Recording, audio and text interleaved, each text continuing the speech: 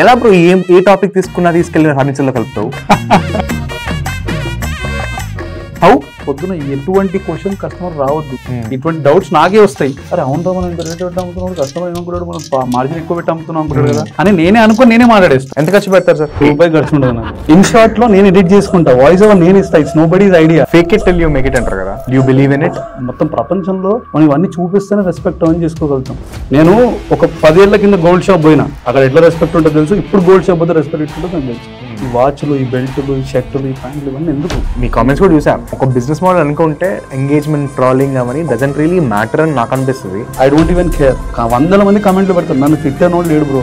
జనాలందరూ పట్టుకొని కింది గుంజడానికి ఉంటారు. సో మనం కింద పడ్డా కూడా లేచి పరిగెత్తుకొని మళ్ళీ ఉండాలి.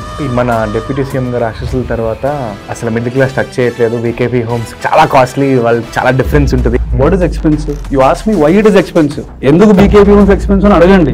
ఇంత మంచి పబ్లిక్ లో పోయి నేను బీకేపీ హోమ్స్ జరుగుతున్నా, 8 inches హోమ్ పెడుతున్నా, ప్లైవుడ్ పెడుతున్నా, ఇంత ధైర్యంగా చెప్పాలంటే క్వాలిటీ ఉండాలి కదా బ్రో. క్వాలిటీ అంటున్నాం కదా. నా కామన్ క్వశ్చన్ వస్తుంది ఏంటంటే, బయట వాడిని దొరకని క్వాలిటీకి ఏం వస్తుంది డిఫరెంట్గా అంటారు.